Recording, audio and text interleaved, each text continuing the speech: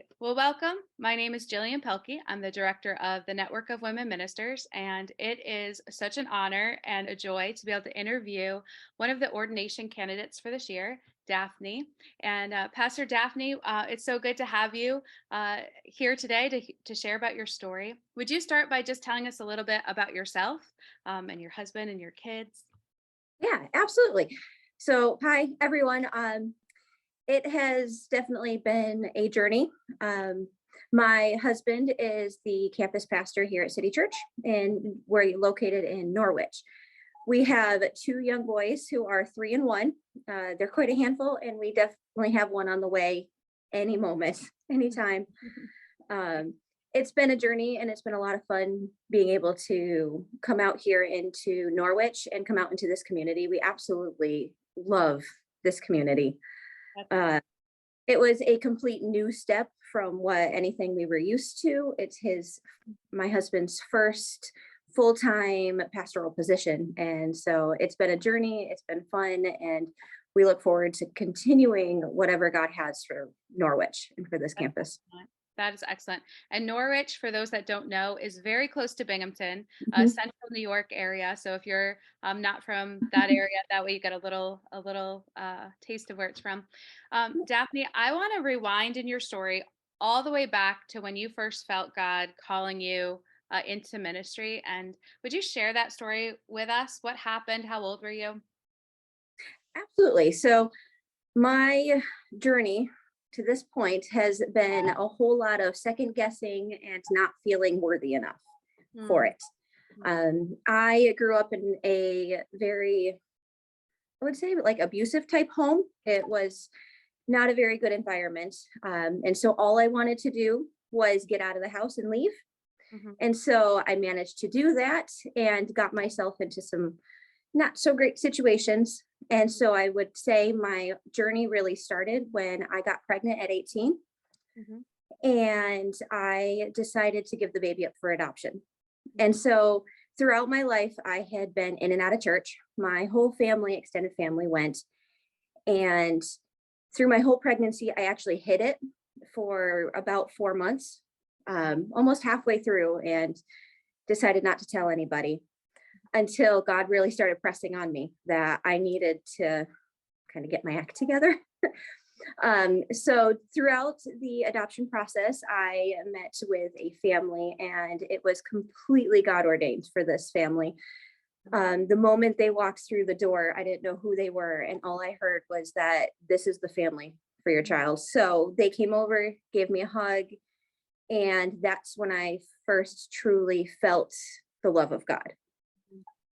And so through that process, I ended up switching schools because I was in college at the time, and went to Houghton.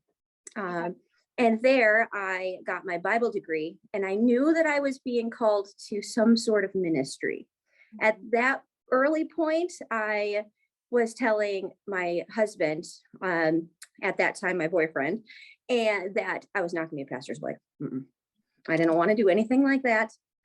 And God completely changed that around. When I was at Houghton, I met so many amazing people.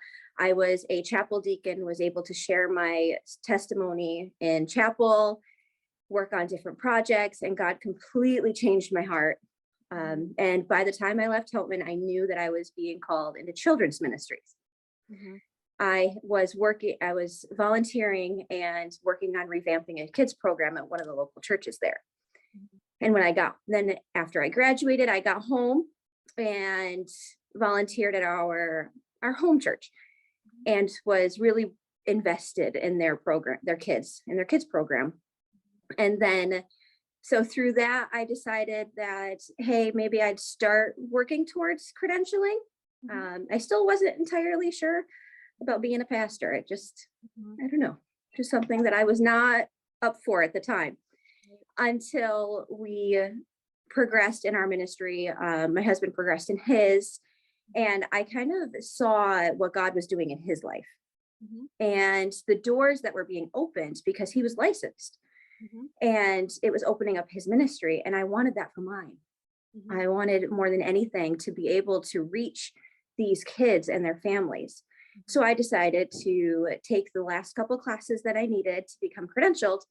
But then I got pregnant with our first, with Gideon, and there was no way I could do that pregnant. There was no way in my mind that I could do it. So it wasn't until we got here to Norwich that I got pregnant with Oliver. And God's like, yes, you can.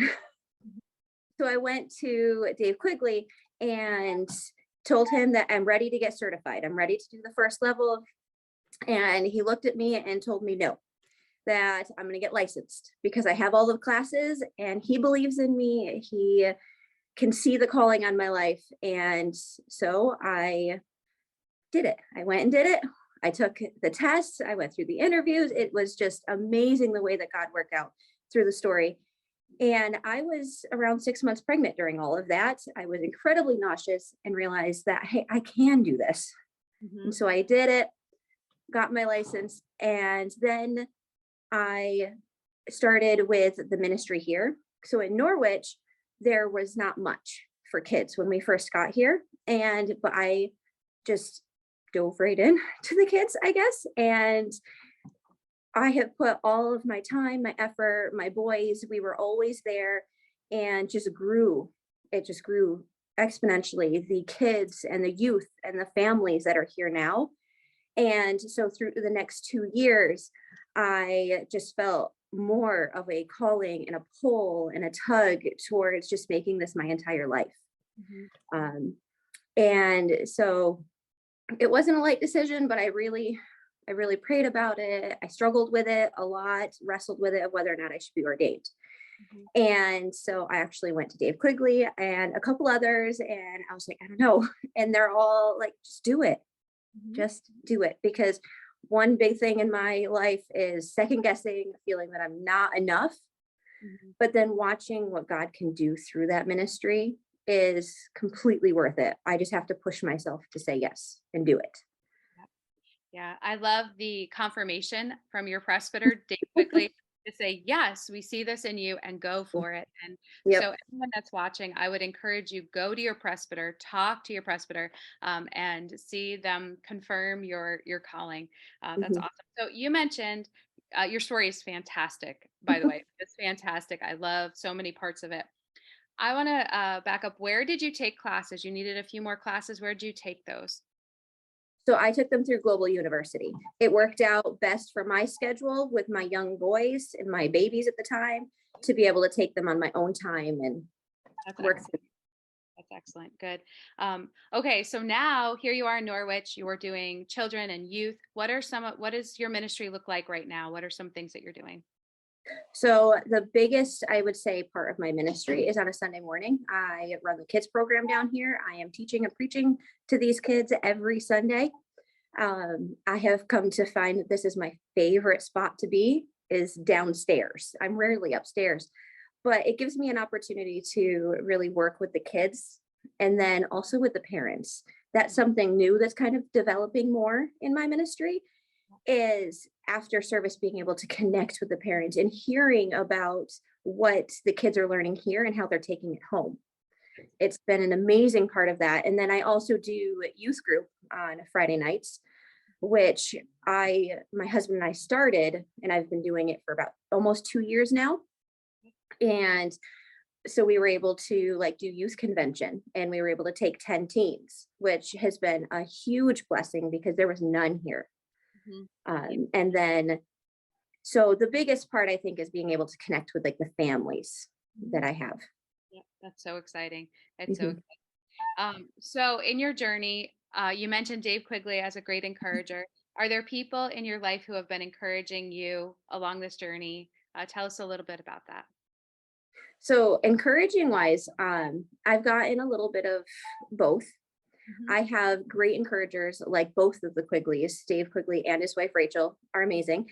And I have a couple from my childhood that have really pushed me. And another one is my husband pushed me as well. He Mhm. was the biggest backing that I had for this, who was like, just go for it, just do it, but not making me do it in this sense, if that Great. makes sense. Um, and then on the other side, I had a lot of pushback. My actual entire family, like my mom and my stepdad and all of them, I got a lot of pushback on how I should not be doing this. And so being able to have the encouragement on the other side, Mhm. it really helped me to define my call and figure out like this is really the path that I should be taking. Yep. There's something so special about ordination, and it's hard to describe, but there's something special about that mantle being put on you. Mhm. You're already ministering, so the actual ordination ceremony is not going to change anything, and you cease Mhm. ministry, but carrying that ordination title is very special, and I think it will continue to be special throughout your life. And we will continue to pray that your family will see, but even if they don't, I think for so many of us, and I'm sure in you, there is a burning inside of you. You have to follow Jesus. There's Mhm. nothing else you can do. It's the greatest adventure and the best thing that we can do. So, um, what would you say to somebody who is just starting out in ministry? Maybe someone who is just like you at the very beginning. What advice would you give to that woman who's just wondering, should I do this or should I not? What would you say to them? My biggest advice would be to just do it.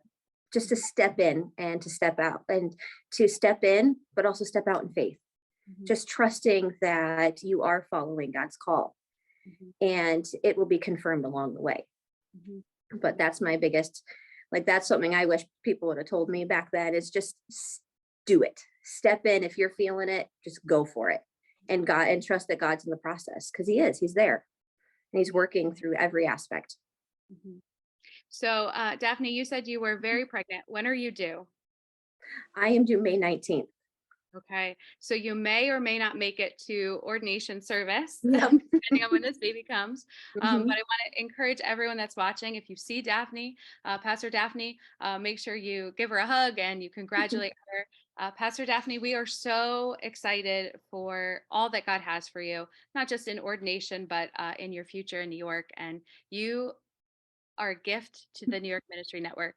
Whether you feel it or see it yet, you really are. And there are so many families and lives that are going to be touched because you said yes to the calling of God in your life. So thank you. Thank you for being an Thank you. example. Thank you for following through.